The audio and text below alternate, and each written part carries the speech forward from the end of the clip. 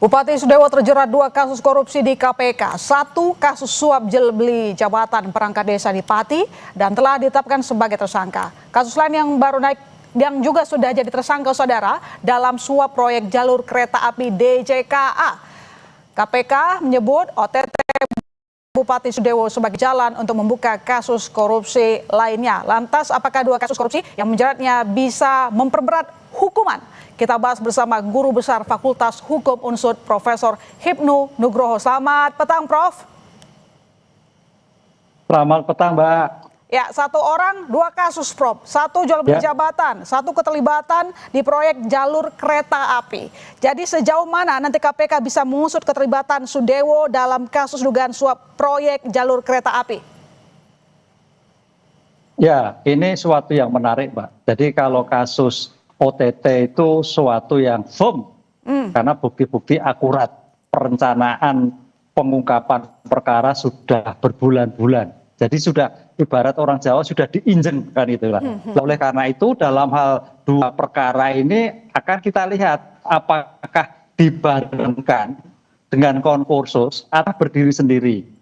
Dengan demikian kalau memang itu ada 2 perkara terhadap OTT dan terkait dengan jalan kereta api bisa digabungkan dengan konkursus idealis atau konkursus realis ya. Nanti hukumannya terberat tambah sepertiga kan itu, Mbak. Nggak mungkin hukuman DJKA sendiri, OTT sendiri terberat tambah 3. Lah ini saya kira suatu yang sangat memberikan asas efisiensi di dalam suatu pengungkapan perkara sehingga asas cepat dan memberikan deteksi kepada semua pejabat daerah, kepada semua pejabat pelaksana proyek-proyek untuk dapat melakukan hati-hati pencegahan, mitigasi terhadap tindakan-tindakan yang dimungkinkan adanya sifat korup.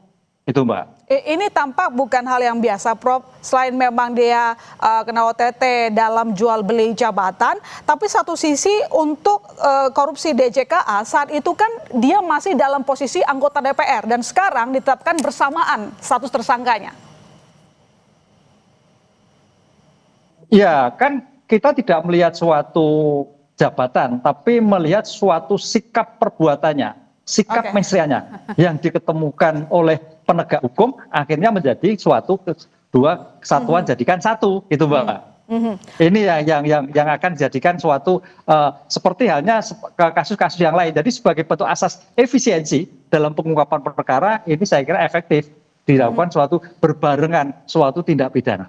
Dengan demikian asas cepat, pembuktian akurat dan cepat untuk memberikan suatu pencegahan terhadap tindakan-tindakan lainnya. Oke, Prof, kalau kita ke kasus jual beli jabatan, tadi kan Prof juga mendengar bahwa Sudewo mengatakan saya dikorbankan, merasa tidak tahu menahu. Sementara keterangan KPK justru dia memberikan angka jual beli lalu kemudian dinaikkan oleh 2 tersangka yang lain.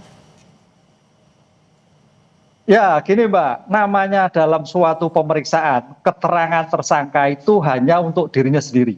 Tidak ada tersangka mengakui. Kan itu. Dalam istilah hukumnya adalah asas non-incrimination. Non-incrimination. Itu asas yang menyatakan bahwa keterangan seorang terdakwa hanya untuk dirinya sendiri. Kan gitu. Makanya dalam keterangan suatu pembuktian yang baru pun masih menggunakan keterangan tersangka. Keterangan itu bisa pengakuan, bisa pengingkaran. Lah, dalam kasus Pak Sudewo itu adalah pengingkaran, itu sah-sah saja. Nanti akan dibuktikan, ini loh kasus pemerasannya, ini loh kasus kaitan pemberiannya, ini loh kasus permufakatannya. Karena itu paling tidak ada permufakatan, Mbak. Ini yang menjadi catatan, Mbak Isa. Karena sejak dibubarkannya Komisi Aparatur ASN Negara.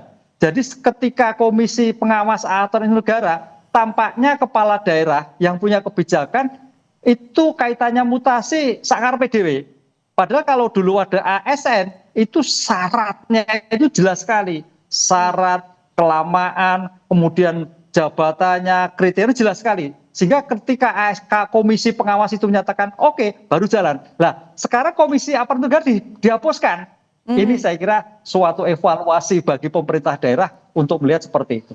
Iya, jadi Prof, meskipun status Sudewo sudah bupati, berarti tidak menghapus kasusnya yang lama, karena waktu itu kan juga sudah bolak-balik diperiksa, tapi tidak ditetapkan sebagai tersangka. Dan kalau memang dua kasus ini dijalankan, bagaimana jerat hukumnya terhadap Sudewo? Singkat saja, Prof. Ya, jerat hukumnya karena ada suatu berbarengan tindak pidana. Pertanyaannya berbarengan atau berdiri sendiri kan itu. Tapi kalau nanti sebagai bentuk asas efektivitas digabung menjadi satu, itu suatu asas efisien karena nanti hukumannya tidak terhadap kereta api tersendiri, terhadap satu enggak, tapi digabung menjadi yang terberat ditambah sepertiga. Ini kalau kita lihat aspek pemidanaannya. Lah mudah-mudahan ini juga dalam KUHP baru tidak menjadikan meringankan, tapi juga suatu pemberatan dari asas korupsi yang bersangkutan. Ini yang saya kira juga menjadi titik suatu krusial dengan perubahan undang-undang ini, mana yang dipakai nanti gitu loh terhadap perubahan sekarang. Mudah-mudahan APH semua konform dalam hal seperti ini, ada suatu penyamaan persepsi terhadap kasus-kasus yang sangat merugikan masyarakat sehingga betul-betul memberikan efek jera dalam suatu penanganan korupsi. Ya, harapan kita bersama. Terima kasih Prof telah bergabung di Kompas Petang. Selamat petang.